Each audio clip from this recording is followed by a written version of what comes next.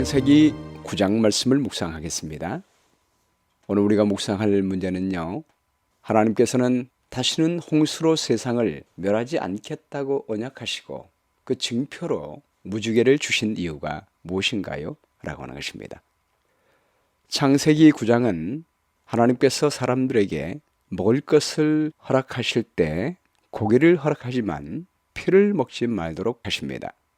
그 이야기 다음에 무지개를 주시며 다시는 물로 세상을 멸망하지 않겠다고 약속하십니다. 그런 다음에 함과 셈과 야벳의 이야기를 통해서 이 세 가지를 연결시키고 있습니다. 이 세 가지의 이야기의 목적이 무엇인지 우리에게 말씀하고 있습니다. 1절 말씀부터 보겠습니다. 하나님이 노아와 그 아들들에게 복을 주시며 그들에게 이르시되 생육하고 번성하여 땅에 충만하라.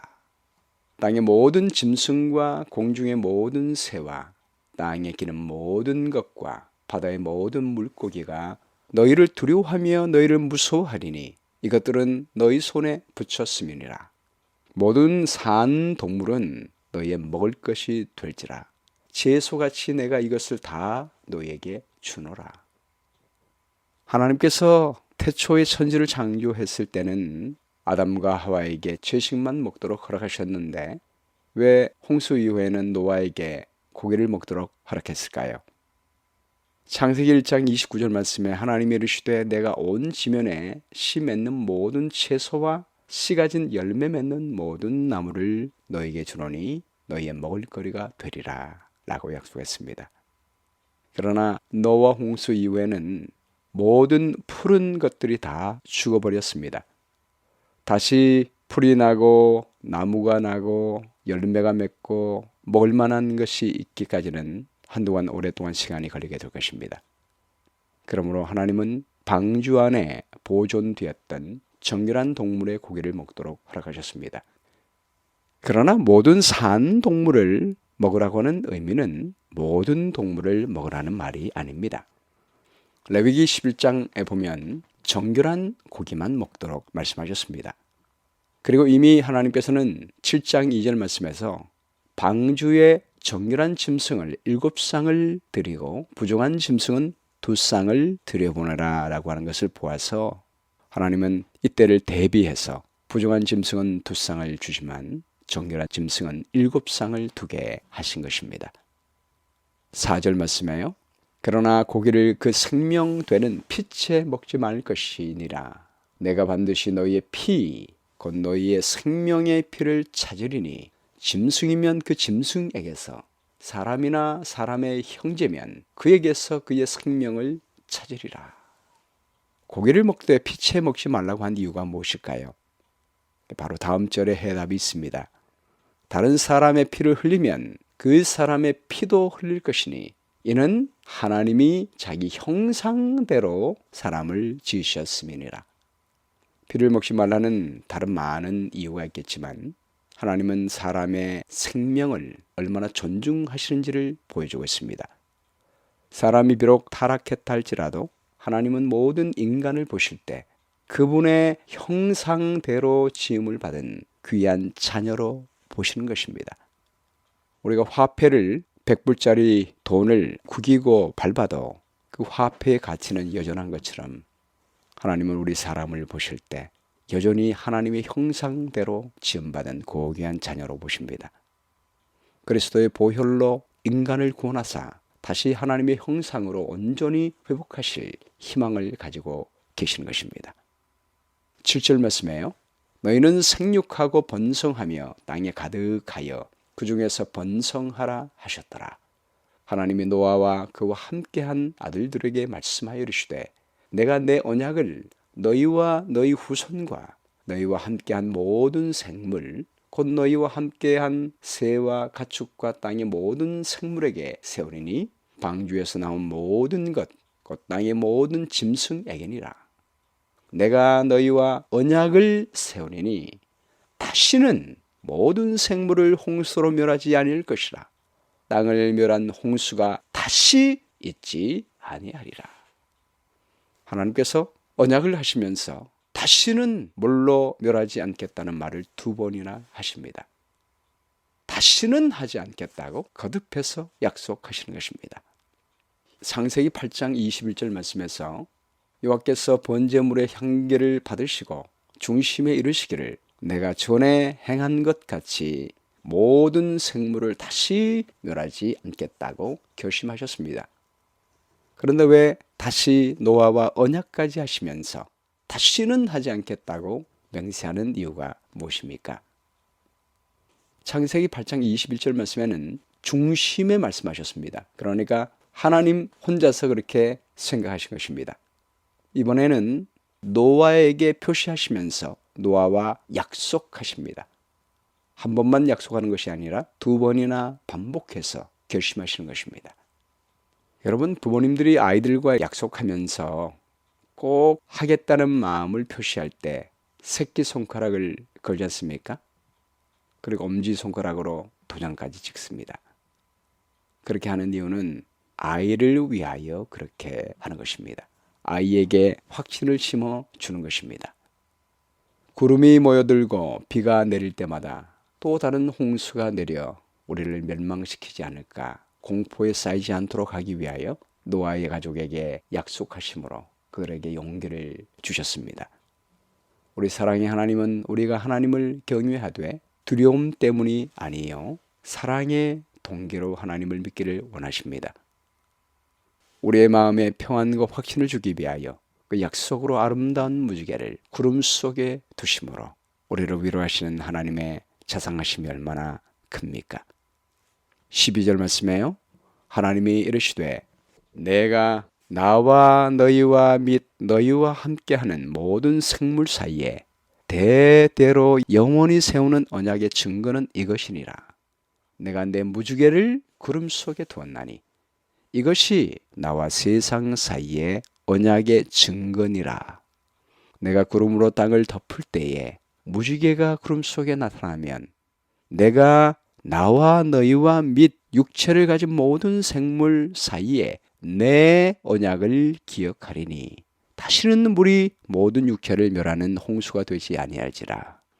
무지개가 구름 사이에 있으면 내가 보고 나 하나님과 모든 육체를 가진 땅의 모든 생물 사이에 영원한 언약을 기억하리라. 하나님이 노아에게 또 이르시되 내가 나와 땅에 있는 모든 생물 사이에 세운 언약의 증거가 이것이라 하셨더라. 하나님은 언약을 세울 때 그 증거의 표로 무지개를 주셨습니다. 하나님은 항상 언약하실 때 증거의 증표를 주십니다. 왜 그렇게 하십니까? 오늘 본문 말씀에도 기억하리니 라는 말이 2번 반복됩니다. 언약을 기억하기 위함입니다.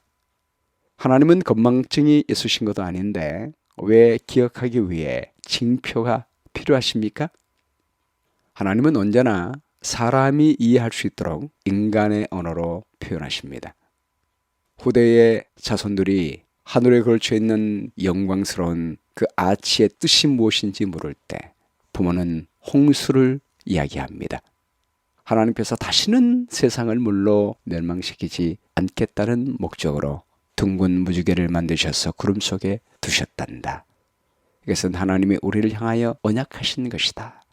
하나님은 우리를 구원하셔서 다시 하나님의 형상으로 회복시켜 주시겠다는 약속을 말하는 것입니다. 하늘나라에도 무지개가 있습니다. 계시록 4장 2절과 3절 말씀에 보라 하늘에 보좌를 베풀었고 그 보좌 위에 앉으신 이가 있는데 또 무지개가 있어 보좌를 둘렀는데 그 모양이 녹보석 같더라. 하늘에 무지개가 있는 이유가 뭘까요? 이사야 54장 9절 말씀에 내가 다시는 노아의 홍수로 땅 위에 범람치 않게 하리라. 맹세한 것과 같이 내가 다시는 너를 노하지 아니하며 다시는 너를 책망하지 아니하기로 맹세하였노니 산들은 떠나며 작은 산들은 옮길지라도 나의 인자는 내게서 떠나지 아니하며 화평케 하는 나의 언약은 옮기지 아니하리라. 너를 긍휼히 여기는 여호와의 말이니라. 우리가 죄를 범할지라도 하나님은 우리를 멸망치 않고 구원하기 위하여 최선을 다하시겠다는 하나님의 결심의 표현입니다. 우리가 죄를 지을 때마다 하나님이 우리를 멸망시킬까 봐 두려워하지 말고 우리를 구원하기 위하여 최선을 다하시겠다는 그 하나님의 사랑을 기억하라는 것입니다. 이 무적에는 예수님 재림 때 있을 심판과 천년 이후에 하늘에서 불이 내려올 최후의 심판이 있기 전까지는 하나님은 우리 인간이 어떤 죄를 짓는다 할지라도 심판하지 않고 우리를 용서하시고 우리 죄를 깨끗하게 하시고 구원하시는 일에 종력을 기르겠다는 하나님의 결심의 표현인 것입니다. 본문 18절 말씀이에요. 방주에서 나온 노아의 아들들은 셈과 함과 야벳이며 함은 가나안의 아버지라. 노아의 이 세 아들로부터 사람들이 온 땅에 퍼지니라. 노아가 농사를 시작하여 포도나무를 심었더니 포도주를 마시고 취하여 그 장막 안에서 벌거 벗은지라. 가나안의 아버지 함이 그의 아버지 하츠를 보고 밖으로 나가서 그 두 형제에게 알림해 셈과 야벳이 옷을 가져다가 자기들의 어깨에 메고 뒷걸음 쳐 들어가서 그들의 아버지의 하체를 덮었으며 그들이 얼굴을 돌이키고 그들의 아버지의 하체를 보지 아니하였더라. 노아가 술에 깨어 그의 작은 아들이 자기에게 행한 일을 알고 이에 이르되 가나안은 저주를 받아 그 형제의 종들의 종이 되기를 원하노라 하고 또 이르되 셈의 하나님 여호와를 찬송하리로다. 가나안은 셈의 종이 되고 하나님이 야벳을 창대하게 하사 셈의 장막에 거하게 하시고 가나안은 그의 종이 되게 하시기를 원하노라 하였더라. 함과 셈과 야벳이 행하는 것이 무엇이기에 이렇게 저주와 축복의 차이가 클까요? 함이 범한 죄는 아버지의 벌거벗은 것을 보고 두 형제에게 알린 것입니다. 셈과 야벳이 한 것은 그 이야기를 듣고도 아버지의 하체를 보지 않기 위하여 끝까지 노력했으며 아버지의 실수를 덮어주었습니다. 포도주는 포도 농사를 지어서 음료로 만든 포도즙이었습니다. 술로 만든 게 아니에요. 포도즙으로 만들었습니다.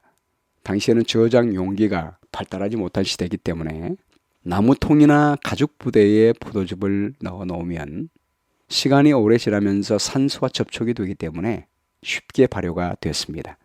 그리하여 그 즙을 많이 마시면 취하게 됐습니다. 노아는 포도즙을 많이 마시고 길바닥에 누워 잔 것이 아닙니다. 자신의 방 안에 가서 잠을 자고 있었습니다. 그러나 발효된 포도주를 취할 정도로 많이 마시고 옷을 벗고 있었다는 것은 분명 그의 실수입니다. 취하여 행동한 그의 실수는 결코 정당화될 수는 없습니다. 그런데 이런 실수한 노아를 보고 반응하는 세 아들을 바라보며 우리 하나님은 축복과 저주를 하시는 모습을 보게 됩니다. 이 모습을 통해서 하나님의 성품을 보게 되는 것입니다. 하나님은 실수한 아버지를 보고 그 죄를 드러내어 다른 사람에게 전달하는 함은 좋아하지 않습니다. 그리고 다른 사람의 실수를 보고도 덮어주는 사람을 축복하는 모습을 봅니다. 다른 사람의 실수를 보고 덮어주고 가리워주기보다 떠벌리고 다니며 흉을 보는 태도는 사탄의 품성입니다. 스가랴 3장 1절 말씀에 보면 대제사장 요수아는 여호와의 천사의 앞에 섰고 사탄은 그의 오른쪽에 서서 그를 대적하는 것을 여호와께서 내게 보이시니라. 여호와께서 사탄에게 이르시되 사탄아 여호와께서 너를 책망하노라. 예루살렘을 택한 여호와께서 너를 책망하노라. 이는 불에서 꺼낸 그슬이 나무가 아니냐 하실 때에 여호수아가 더러운 옷을 입고 천사 앞에 섰는지라. 여호수아가 더러운 옷을 입고 있다는 것은 여호수아가 죄를 지었다는 말입니다. 죄를 지은 인간을 바라보며 그를 대적하고 그를 멸망시키기 위하여 흉을 보고 있는 사탄을 향하여 우리 하나님은 실수하는 자보다도 정죄하는 자를 더 책망하십니다. 하나님은 셈과 야벳이 나타난 태도를 아주 높이 사셨습니다. 다른 사람의 실수를 가리워주기 위하여 최선을 다하는 태도, 다른 사람의 수치를 보지 않기 위하여 노력하는 태도, 이는 예수님의 마음입니다. 십자가의 정신입니다. 스가랴 3장 4절 말씀에도 우리 하나님은 자기 앞에 선 자들에게 명령하시기를 그 더러운 옷을 벗기라 하시고 내가 네 죄악을 제거하여 버렸으니 내게 아름다운 옷을 입히리라 라고 말씀했습니다.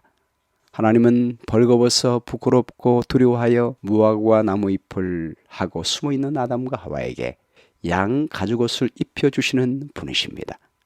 양 가죽옷은 자신의 희생을 통해서 우리의 죄인의 수치를 가려주는 예수님의 십자가의 사랑을 말하고 있는 것입니다. 시편 32편 1절 말씀에 허물의 사심을 받고 자신의 죄가 가려진 자는 복이 있도다. 마음에 간사함이 없고 여호와께 정죄를 당하지 아니하는 자는 복이 있도다. 여러분, 우리 하나님은 죄를 덮어주신 분이십니다. 죄를 가리워 주시고 우리 죄를 용서하시는 하나님이십니다. 탕자의 비유를 봐도 탕자가 아버지께 돌아왔을 때 아버지는 제일 좋은 옷을 내어다가 입히라 라고 말씀하신 분이십니다. 하나님께서 무지개의 언약, 내가 다시는 죄인을 멸망시키지 않고 구원하기 위하여 노력하겠다라고 하는 이 말과 셈과 야벳을 축복하는 이야기, 이 이야기를 연결시키는 이유가 무엇이냐면 하나님은 무지개의 약속을 통해서 인간이 죄를 범한다 할지라도 그때마다 심판하는 분이 아니에요. 예수님 재림하실 때 그 전까지 인자와 자비로 용서하시고 구원하는 데 총력을 기울이시겠다는 말씀입니다.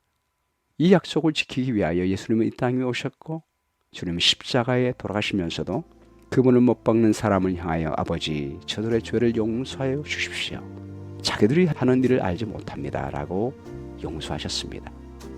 그리고 재림의 날까지 한 영도 잃어보지 않기 위하여 구원하는 데 최선의 노력을 다하시는 것입니다. 용서받는 우리에게도 다른 사람을 정죄하지 말고 구원의 사역을 하라고 말씀하신 것입니다. 이렇게 무지개의 정신으로 사는 사람을 하나님은 축복하시겠다고 약속하십니다. 오늘 말씀 가운데 나타난 하나님의 성품은 무엇입니까? 죄인을 심판하기보다 구원하기로 결심하시는 하나님이십니다. 용기를 주는 약속은 하나님은 우리가 죄를 범할지라도 멸망하지 않고 구원하기 위하여 그 무지개의 약속대로 예수님을 땅에 보내주셔서 그분의 피로 우리 모든 죄를 구원하는 언약을 말씀해 주셨습니다. 우리가 죄를 지을지라도 죄를 자복하고 용서를 구하면 하나님은 우리의 모든 허물을 덮어주시고 용서해 주십니다. 실천할 내용은 주님의 무지개의 약속의 모본을 따라 우리 예수님 재림 전까지 다른 사람의 허물을 판단하고 정죄하는 일은 하나님께 다 맡기고 용서하고 구원하는 일에 최선을 다하는 삶을 살았으면 좋겠습니다. 기억할 말씀은 창세기 9장 23절입니다. 셈과 야벳이 옷을 가져다가 그들의 아버지의 하체를 덮었으며 그들이 얼굴을 돌이키고 아버지의 하체를 보지 아니하였더라. 기도하겠습니다. 아버지 하나님, 우리를 사랑하시되 죽기까지 사랑하신 주님의 은혜를 감사합니다. 심판마저도 우리를 구원하기 위한 사랑의 모습이었음을 말씀해 주시오니 감사합니다.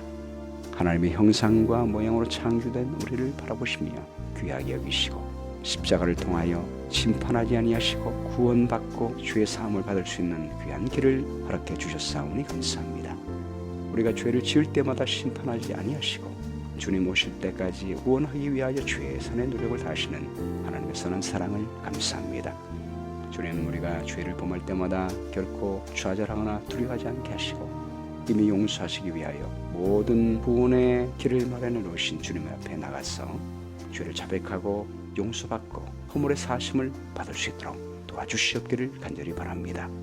그런 하나님의 성품을 바라보며 저희들도 죄인들을 볼 때마다 그들의 허물을 들추는 일을 하지 않고 십자가에 걸어간 사랑을 전하며 그들의 용서받을 수 있는 길을 증거할 수 있는 주의 백성 될 수 있도록 인도해 주시기를 간절히 바라오며 예수님 이름으로 기도합니다. 아멘.